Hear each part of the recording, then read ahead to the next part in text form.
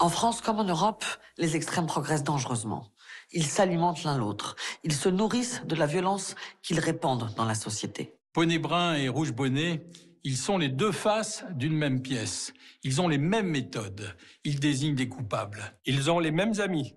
Les régimes autoritaires de par le monde et la Russie de Vladimir Poutine. Ils ont la même volonté d'isoler la France, de la replier sur elle-même, alors qu'elle ne peut être que puissante, créer des emplois et de la richesse qu'en s'ouvrant et commerçant avec le monde. Ils ont les mêmes mensonges en cachant la réalité de leur programme.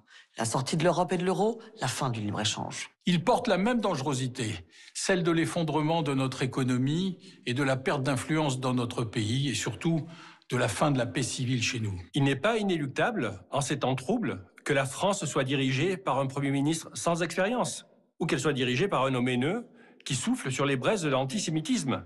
Nos formations politiques s'unissent pour dire qu'une autre voie fraternelle est encore possible. Nous pouvons porter un autre projet pour apaiser la République. Redonner du souffle à notre économie pour produire des richesses tout en garantissant que personne ne reste au bord de la route.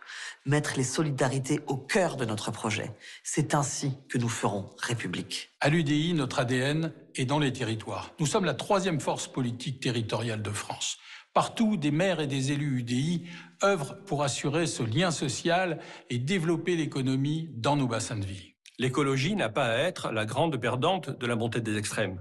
Entre une extrême droite qui refuse par idéologie les énergies renouvelables et une extrême gauche qui refuse le nucléaire, alors que nous avons besoin d'un mix des deux pour agir efficacement face au réchauffement climatique. Il n'y a pas de fatalité à laisser notre pays s'effondrer. En faisant confiance à des femmes et des hommes qui se sont engagés chaque jour dans nos territoires et nos communes pour le bien commun, il y a un autre chemin que celui des extrêmes pour notre pays. Dimanche prochain, votez pour la démocratie. Votez pour que notre République demeure fraternelle. Votez, faites voter pour des candidats UDI. Votez pour des candidats écologistes centristes. Votez pour vous. Pour vos droits. Et pour les conserver.